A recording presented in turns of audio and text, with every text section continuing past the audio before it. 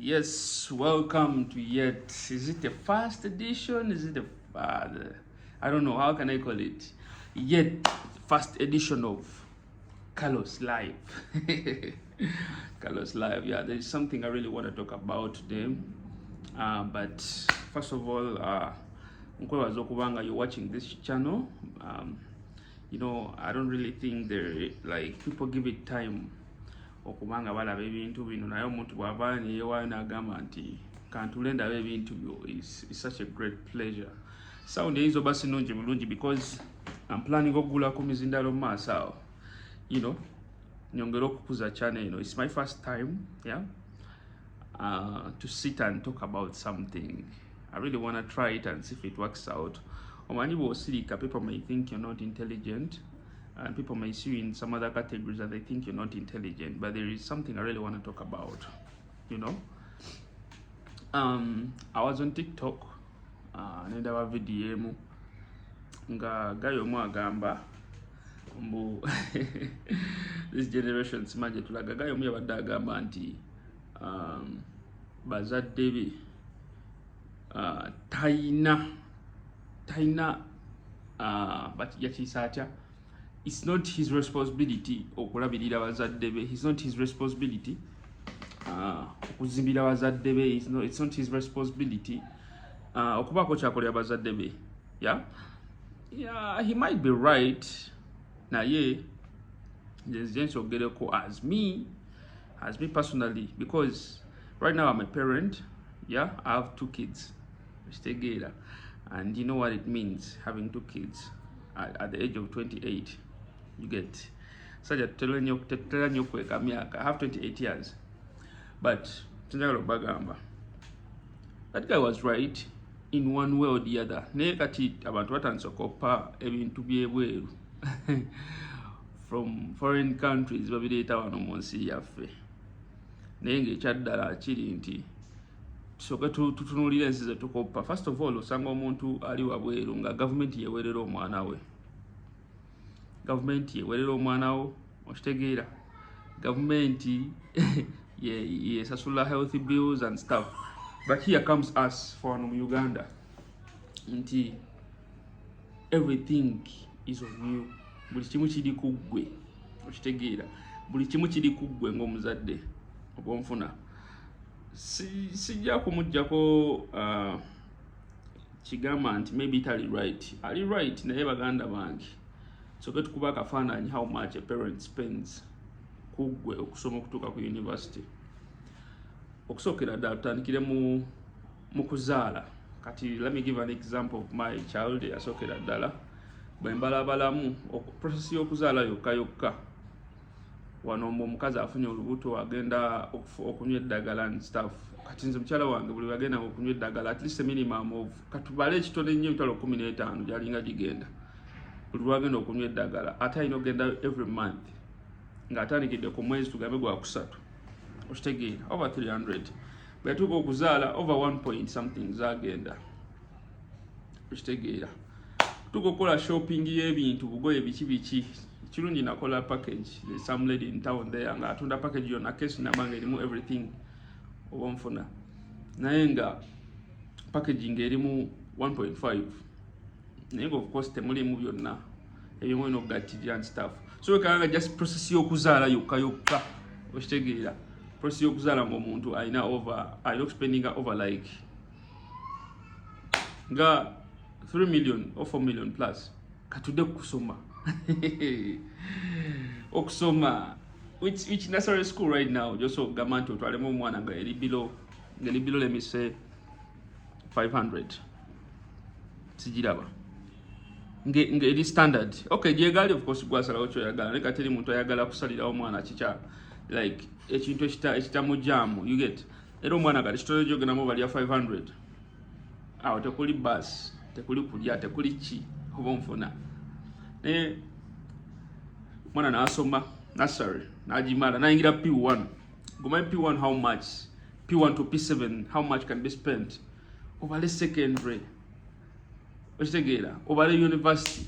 And I came to realize something, by the way. You know that primary and secondary is becoming expensive more than university, because at university you may find a course, a course is 700, 900 or 1 million, but you find a kid at in secondary paying 1.5 for school, 2.5 for school, 3. There's schools that is $1,000.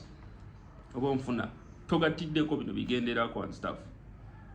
So amana yakoze statement eyo nze kunze nalabye nga mwana, it's not necessary. Yes, it's not your responsibility, but whose responsibility is it? Obomfuna responsibility yani sirabawo inakuba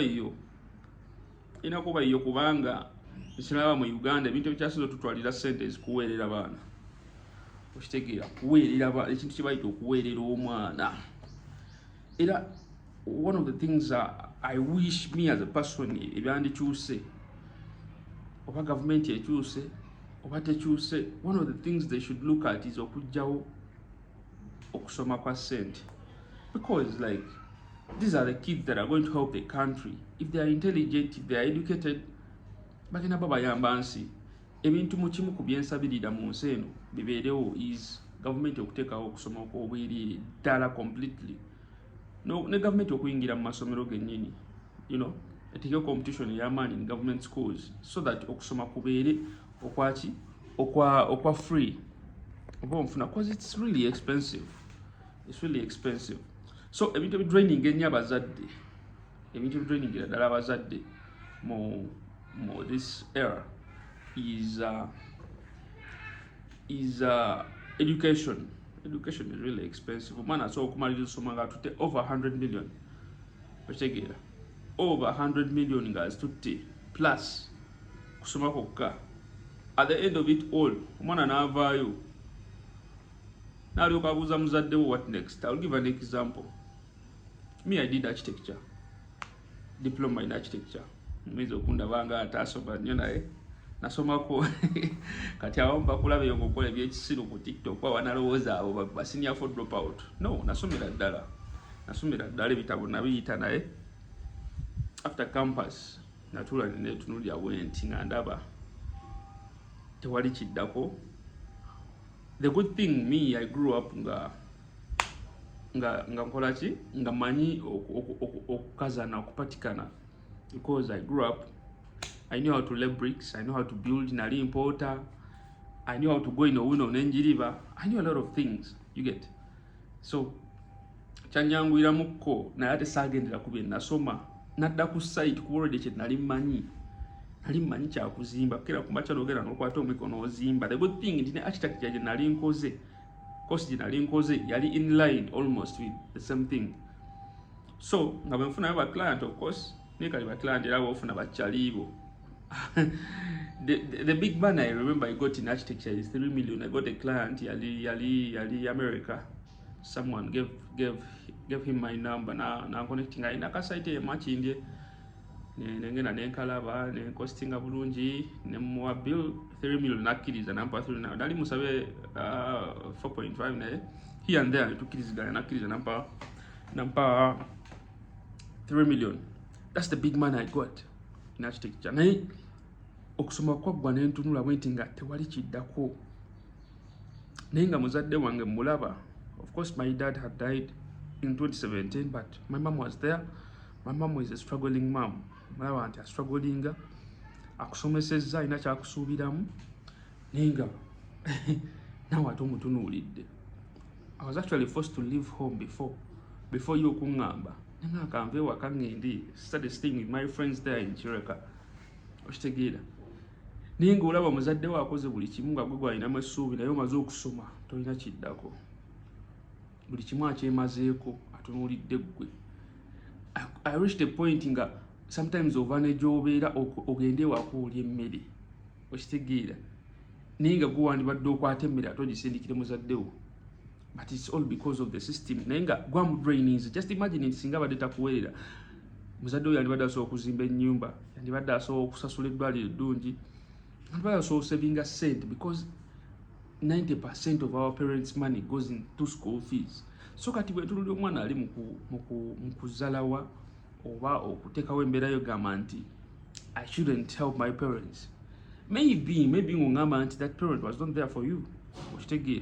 But parents sacrifice a lot. Parents really sacrifice a lot okulabanga tubeerawo you people. So please, mbegayiridde mwenna you people, don't make arrogant statements like I'm not entitled to do this. If you lose those parents, that's when you will understand. Me personally, I'll say my dad was not so much into my life. But come on, when the guy died, right now katika musajja, I know kubanga akuga olwo ebintu by'oyitamu n'oyagala obyogereko n'omusajja direct. Obimugambe ninga toyina. You only have your mother, and there are things you cannot tell your mother. Yes, you can, but waliwo ebintu by'owerekera nga naawe olaba nti mama walina byakubuuza mugamba kati alina ekifaananyi kyandabiramu. Yeah, so your guy yamazeeko plan, to be honest. Because personally ndabira ddala nga if I could give the world to my mother. If I wish I can give her everything. The time I was in Dubai, I was even planning nti mukwesize passport ajalabeko ku nsi Dubai bwefaanana.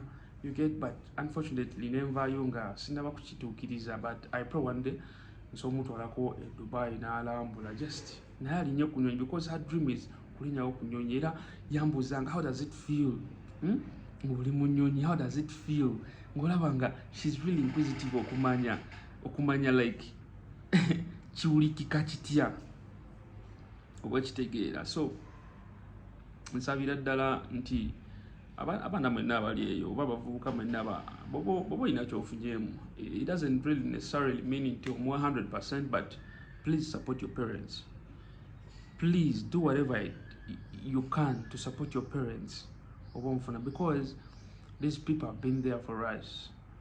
These people, if you become a parent, that's when you realize that this also mara omwaka nga toguze empale also mara, because when I didn't have any child, every weekend I could go out, I could buy clothes, I could buy shoes. Yeah, you really you think about your kids. Ogamba naye abaana bange bwalwala, mwana wange netaaga okuzimba, netaaga okukola buli kimu ky'okulogamba abaana bange sagala bakuliza muzigo. You get, abaana bange this and that. So parents really sacrifice a lot for us to be. So mbagamba baganda bange toyisaamu muzadde oyo maaso. And there is something I wanted to talk about also. You people, nze waliwo kintu kye nazuula nti ekyaddala emikisa gyaffe gyonna gitandikira ku bazadde.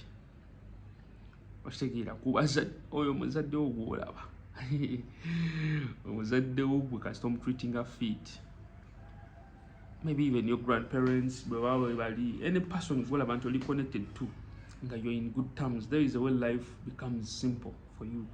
Oyinza okutabawo kinene like grandparents bayinza oba baliyo mukyala and stuff, no musindike omutwalo gumu, emikisa gyakusabira tomanyi. Kitegeera, mikisa mingi gyabagenda okusabira byotamanyi oba onfuna. So once in a while wekwatakwata n'ogamba ajajja genda olya ekikopo ky'amata n'omusindikayo omutwalo oba ebiri byagenda okusabira omuzzukulu tomanyi. And one thing our generation forgets is we are all going to get old. I see myself turning 28. Really? Nalinda biraga by 28 naba nevuga. Naba nzimbya amaka. Naba nkoze most of the things, but here I am. I'm still struggling with life here and there. So mugezeeko nnyo bambi mbegayiridde mwenna obuvubuka buleme tulimbalimba. Obuvubuka buleme tulimbalimba. You people try as much as you can. Olabirire bazadde bo bw'oba osobola. Bw'oba okyasobola, because there is a point you're going to reach ng'ozina sente naye nga you cannot support them. Kati baliwo. Ate remember, kyonna kye bali go wakibafuula in one way or the other. Oba go wakibafuula because we just kubamu akafaananyi nga muzaddewo taweerera.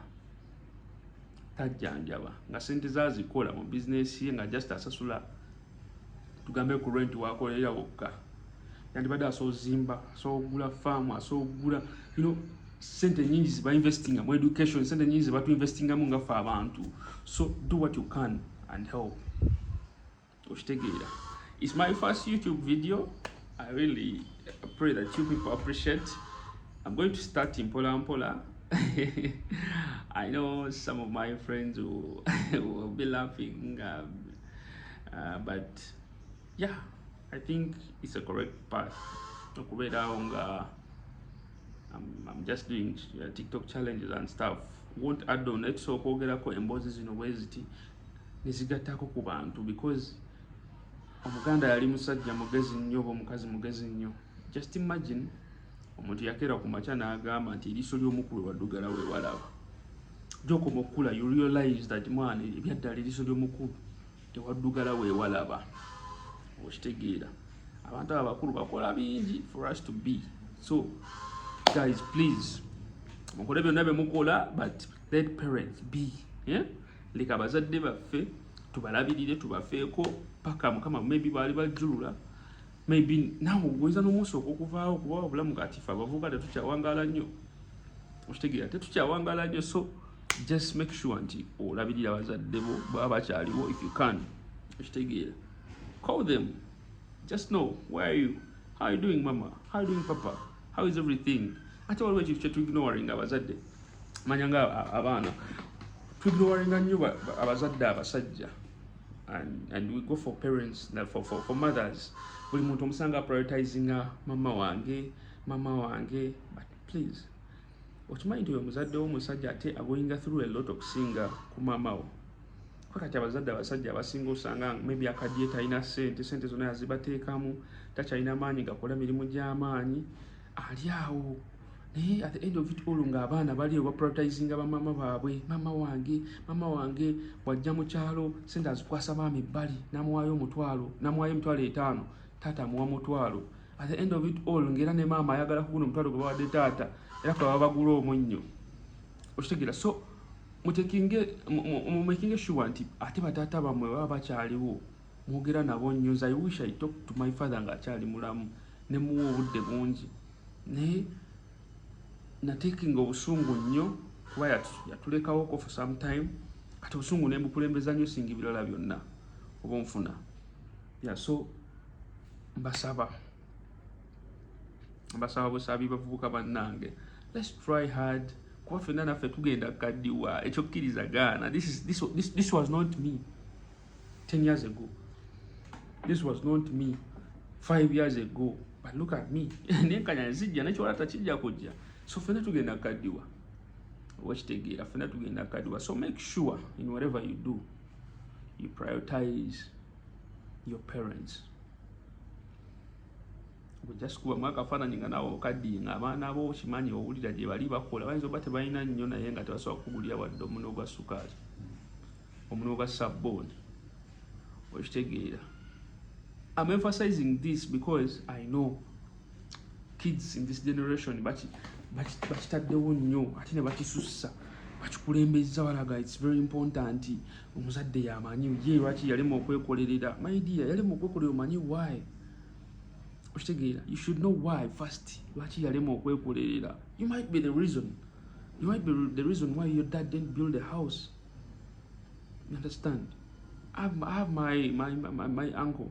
Musajja watu tukuze apangisa musajja watu asala nviiri apangisa of course ku mulimu n'ewaka naye abaana be talina gwasuulirira making sure nti babeerawo.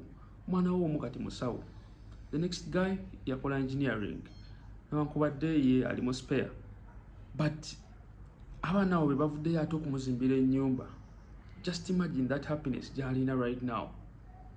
Okitegeera just think about it nti abaana be bamuzimbidde singa nabo bamusuulawo yandibadde afiira mu depression ajjukira bya sacrificing okulaba nga abaana be babeerawo naye ate ne bamala ne bamusuulawo oba onfuna. But he's a happy man now, agamba at least Nazala, you understand? Yeah. So, guys, behavior. Thank you for watching. This has been the first edition of Carlos Live. Thank you.